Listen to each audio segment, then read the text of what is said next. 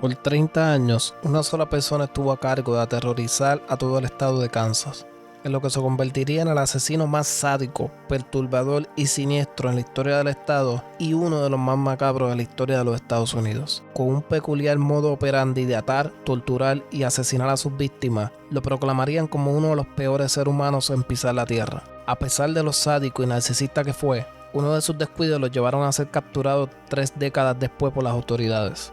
Esta es la historia del asesino en serie, BTK.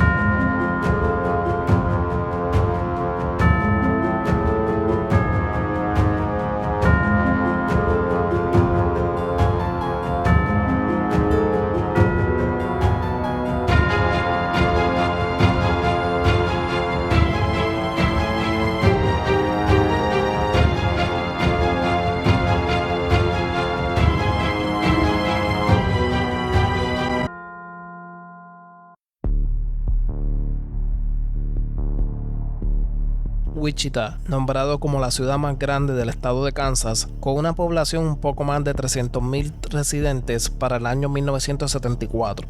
Wichita se ha conocido por ser la capital del aire del mundo y el lugar de nacimiento de las cadenas de restaurantes como Pizza Hut y White Castle. Pero en 1974, una sola persona se encargaría de poner a toda la ciudad en pánico. El 15 de enero de 1974, este individuo hizo su llegada a la casa de la familia Otero.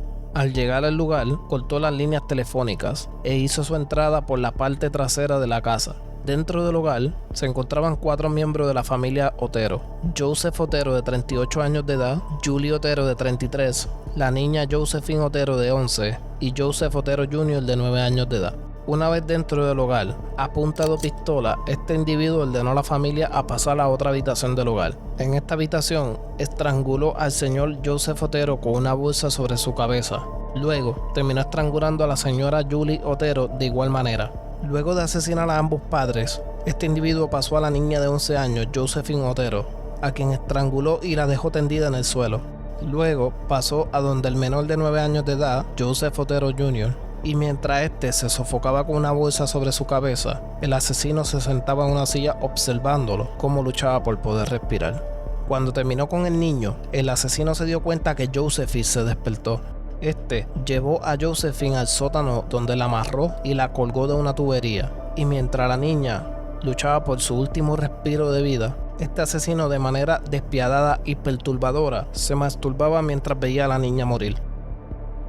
3 de los hijos de Joseph y Julie Otero estaban en la escuela mientras ocurría este cruel asesinato. Al llegar de la escuela, se encontraron con la macabra escena. El asesinato de la familia Otero terminó siendo el primer crimen de este vil asesino, y como novato que era, dejó su semen en la escena, dejando así parte de su ADN en la escena del crimen. Desafortunadamente, para los años 70, todavía no existía el análisis de muestra de ADN.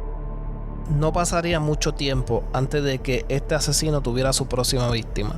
El 4 de abril de 1974, Catherine Bright, de 21 años y estudiante de la Universidad Estatal de Wichita, regresaba a su hogar junto a su hermano Kevin, cuando terminó encontrándose frente a frente con el asesino dentro de su hogar con pistola en mano. Este procedió a atar a Catherine y luego a su hermano Kevin. Kevin pudo lograr soltarse de los nudos y comenzó a gritar, a lo que el intruso le propinó un tiro en la cabeza, al cual lo dejó moribundo en el suelo. Luego, Catherine también logró soltarse de las sogas y comenzó a forcejear con el intruso, a lo que este, en medio del desespero de que todo se le estaba saliendo del control, decidió apuñalarla en varias ocasiones. Recordemos que una de las características de estos asesinos en serie es que le encantan estar en control de la situación, en una posición donde tienen el poder sobre sus víctimas.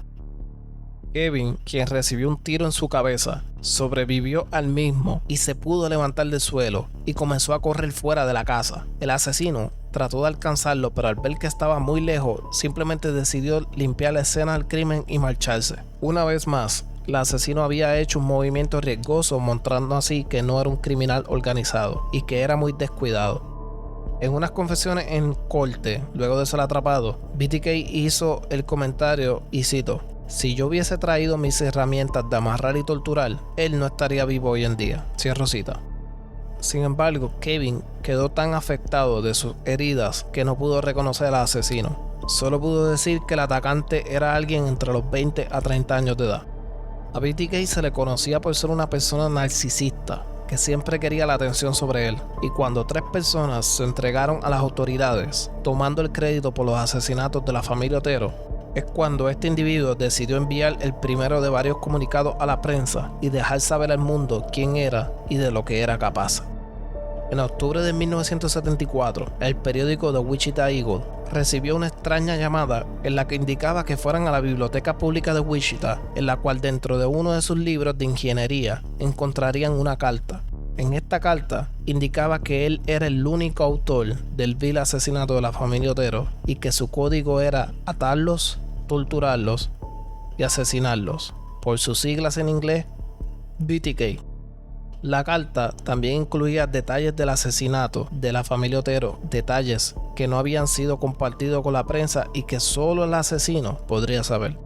Luego de este comunicado, pasaron 3 años para que BTK volviera a reaparecer y aterrorizar a la comunidad de Wichita.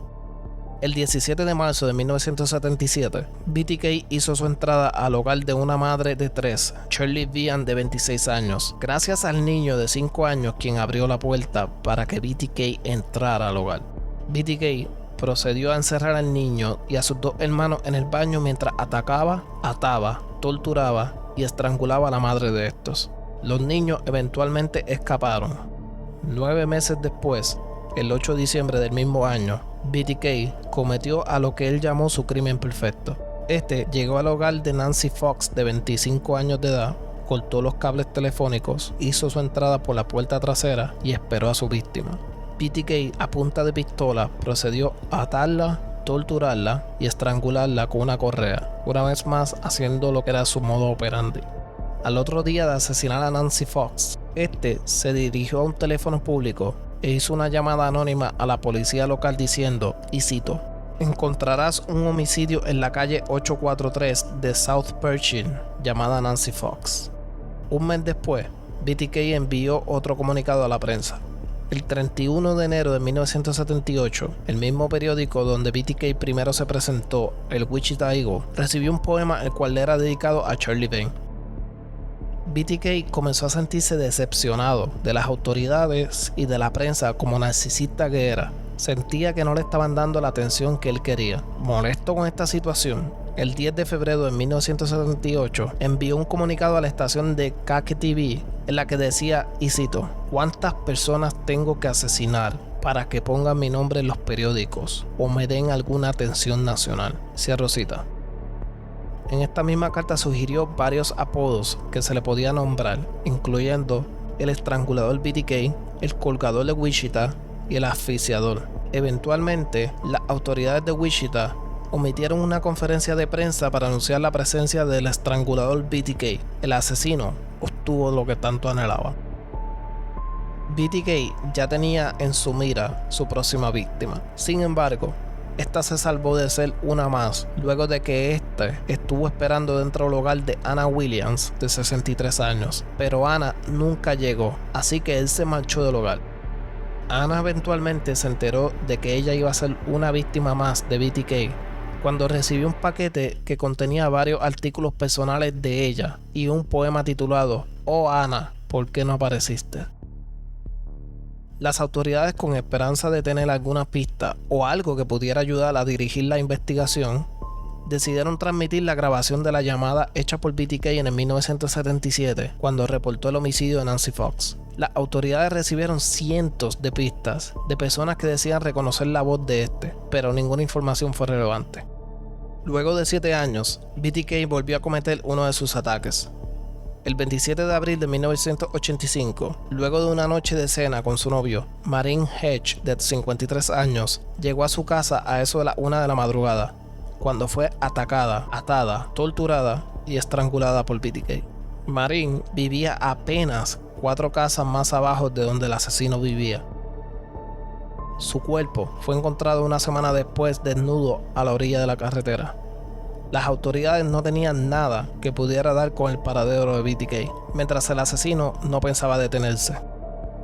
El 16 de septiembre de 1986, Bill Wegeler regresaba a su hogar de trabajar cuando se encontró a su hijo de 2 años sentado solo. Cuando decidió buscar alrededor de la casa por su esposa, Vicky Wegeler, de 28 años de edad, encontró a su esposa atada y estrangulada en su cuarto.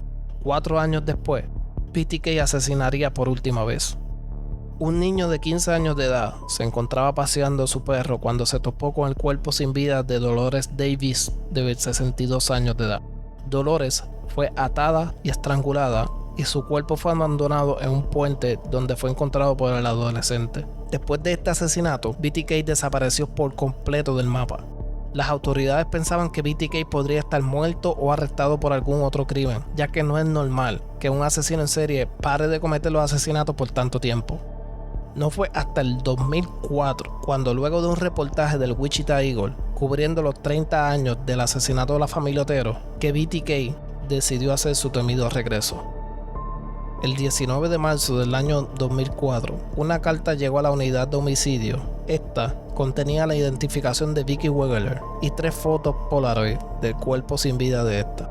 Esta carta tenía un peculiar logo en la esquina de abajo con el símbolo BTK. El mismo tenía el dibujo de un par de senos en la letra B. Esto obviamente le dio la alerta que esta carta sí venía directamente del autor del asesinato de Vicki Wegeler, ya que los investigadores de la escena del crimen no tomaban fotos con este tipo de cámara.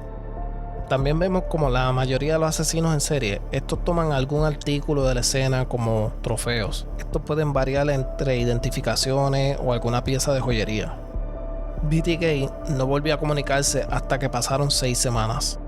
El 5 de mayo del 2004, el noticiero KQTV recibió otra carta de parte de BTK. Esta contenía una cruzapalabras con palabras como fantasías, víctima, acechar, entre otras. Como ya era el año 2004, el análisis de ADN estaba en su etapa avanzada, y con tal de contener algún tipo de ADN de esta carta que estaban llegando, ya sea la saliva o alguna huella o algún cabello, esta carta fue llevada para análisis forense, pero no tuvieron ningún éxito. Solo era cuestión de conseguir alguna evidencia de ADN para ser comparada con la evidencia reservada del asesinato de los 70 de la familia Otero. Solo era cuestión de tener algún sospechoso o alguna persona de interés para comparar el ADN. Meses pasaron y no hubo ningún avance en la investigación. Los investigadores no tenían nada. No había pistas, no había sospechosos, nada. No fue hasta el 13 de diciembre del 2005 cuando un hombre caminando por un parque de Wichita se encontró con una bolsa de basura. En su interior estaba la licencia de conducir de Nancy Fox y una muñeca Barbie con una bolsa en su cabeza y las manos atadas en la espalda. Estos paquetes dejados por BTK apenas eran el comienzo de varios por venir. Los detectives, con la ayuda del testimonio de Kevin, el hermano de la víctima de Catherine Bright, de que el asesino estaba más o menos en sus 20 años de edad en el momento del asesinato de su hermana, las autoridades enfocaron su investigación con alguien que ya podría estar en sus 50 años o 60. Los detectives tuvieron su primer break cuando, estudiando la evidencia, dieron con una persona de interés. Esta persona era un maestro que no acostumbraba a salir de su casa y que vivió con su madre hasta que falleció. Al llegar a la casa, los detectives fueron recibidos en la puerta por un sujeto con un cuchillo en mano. Luego de que los detectives le explicaron que solo querían hacer unas preguntas, el individuo devolvió el cuchillo a la cocina y permitió el paso de los detectives al interior de la casa. Ya dentro de la casa, los detectives observaban una casa oscura, sucia y en malas condiciones, cuando uno de ellos notó algo bastante raro que le estuvo curioso: sogas en el suelo con nudos. Recordemos que BTK solía atar sus víctimas con sogas, mientras que también encontraron un libro de ingeniería, recordando así una vez más la primera comunicación que BTK dejó en la librería pública fue dentro de un libro de ingeniería. En tensión, asombrado por lo observado, los detectives procedieron a pedirle una prueba de ADN al individuo, quien aceptó a darla. Los detectives salieron de la casa del individuo seguros de que tenían a su hombre. Solo era cuestión de esperar los resultados de ADN para confirmar lo que ellos especulaban, que BTK estaba dentro de esa casa. Los siguientes días fueron los días más largos de la vida de estos dos detectives, mientras esperaban por los resultados.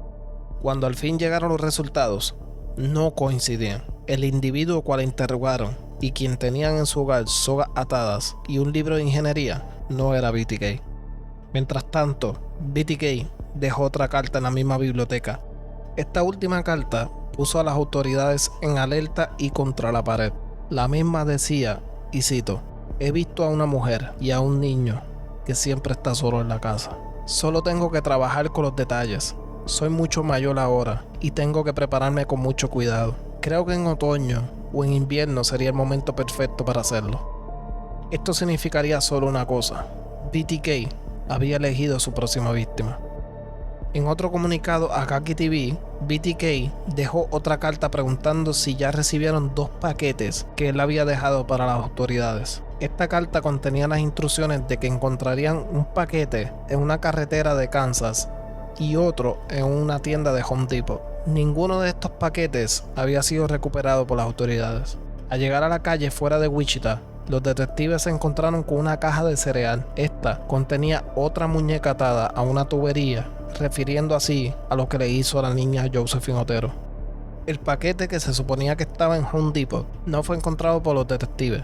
No fue hasta que a las 12 de la madrugada un empleado llamó a las autoridades para notificar que encontró en el cajón de su pickup una caja de cereal. Al llegar los detectives a recuperar esta caja, la misma contenía un simple mensaje. Este mensaje decía, cito: puedo comunicarme con un disco floppy y que no me rastreen la computadora. Sean honestos. Estaré enviando un disco floppy de prueba en un futuro cercano. Cierro cita. BTK quería que se le diera la respuesta a esta pregunta utilizando un clasificado del periódico The Wichita Eagle y que se le refirieran a él con el nombre Rex, a lo que la policía le contestó: Rex, estará todo bien. Mientras esperaban por un comunicado más de parte de BTK, los detectives decidieron verificar el sistema de vigilancia de Home Depot, donde el segundo paquete fue encontrado.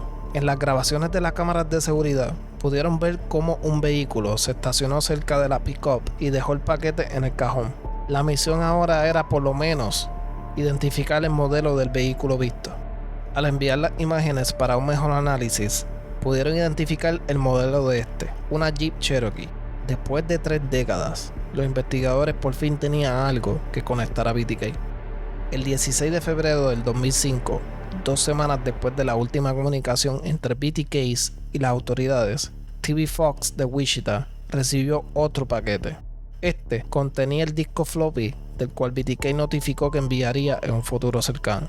Los investigadores se reunieron y procedieron a introducir el disco floppy en la computadora. Este contenía un documento de Word titulado Prueba. Los detectives descubrieron que la licencia del programa Word estaba asociada a la Iglesia Luterana de Cristo y que este documento fue impreso por el mismo presidente de la congregación de la iglesia, Dennis Rader. Los detectives por fin tuvieron el nombre y el apellido del asesino más prolífico de la historia de Kansas, BTK Dennis Rader. Inmediatamente las autoridades se enfocaron en Dennis Rader. En la investigación de su historial mostraba que Rader no tenía antecedentes penales, trabajaba como un oficial de cumplimiento y que este era casado, padre de una hija y un hijo. Pero más importante, los investigadores tenían una dirección. Al llegar a la casa, los detectives inmediatamente notaron la Jeep Cherokee estacionada en su hogar. La misma Jeep Cherokee que vieron en el sistema de vigilancia de la tienda Home Depot. Los investigadores tenían a su hombre frente de ellos. Sin embargo, no podían hacer el arresto de ya que no tenían evidencia suficiente que lo atara a alguno de los crímenes. La prioridad de las autoridades ahora era obtener su ADN para ser comparado con el ADN reservado de la escena de la familia Otero en el 1974, su primer crimen. No fue hasta que descubrieron que la hija de Dennis Rader asistió a la Universidad Estatal de Kansas y que en la clínica de esta universidad la hija tuvo un chequeo médico. En medio de esta búsqueda, los detectives recuperaron el ADN de su hija para ser comparado con el de la escena de los Oteros. Al analizarlo, el ADN coincidió. Dennis Rader oficialmente era BTK.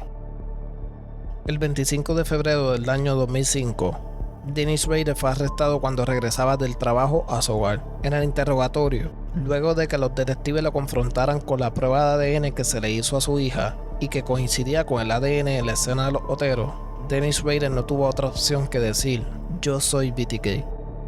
Rader confesó sus crímenes por 33 horas durante el transcurso de 2 días. Recordemos que Rader era un narcisista, orgulloso del daño que ocasionó en sus víctimas y en sus familiares.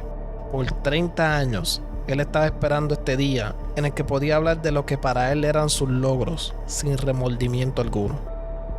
Dennis Rader nació el 9 de marzo de 1945 en Pittsburgh, Kansas, pero creció y se crió la mayor parte en Wichita.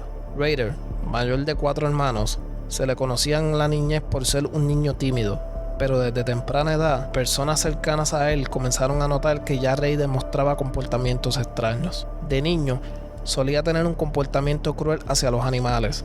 Creció viendo cómo su abuela asesinaba gallinas y a eso a él le pareció bastante interesante y hasta se sintió atraído por esto.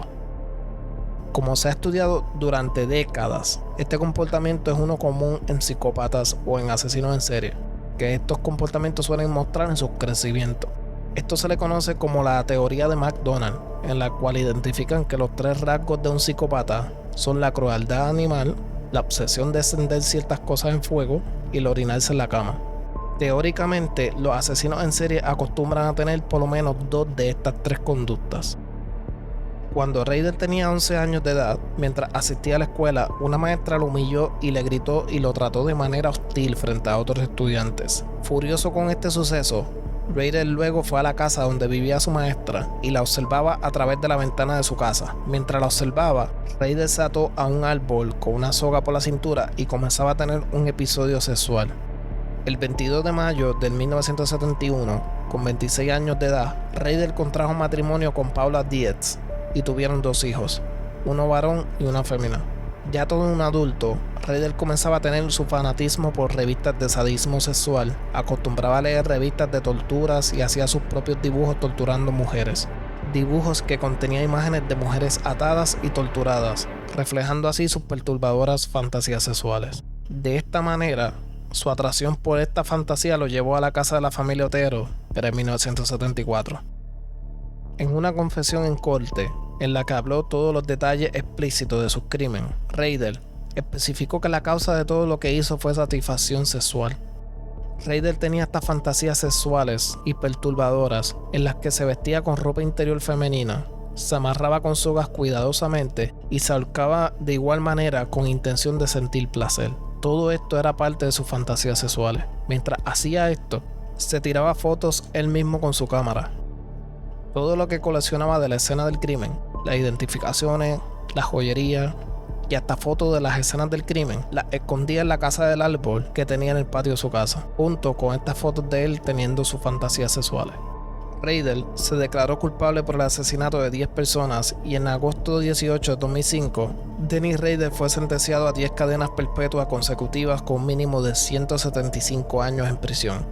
Si se preguntan por qué Rader no fue sentenciado a la pena de muerte, fue porque los asesinatos de BTK fueron antes de que Kansas introdujera la pena de muerte en el 1994. Por eso la sentencia fue la cadena perpetua. Curiosamente, cuando se le preguntó a Rader si alguna vez su esposa tuvo alguna sospecha de que él era BTK, Rader comentó que en una ocasión él se encontraba leyendo uno de sus mensajes en el periódico y ella le echó un ojo al mensaje del periódico y le dijo: "Qué curioso, ¿no? Ese BTK escribe esa palabra igual de mal que tú". Rader confesó que por un momento pensó que tenía que asesinarla después de ese día.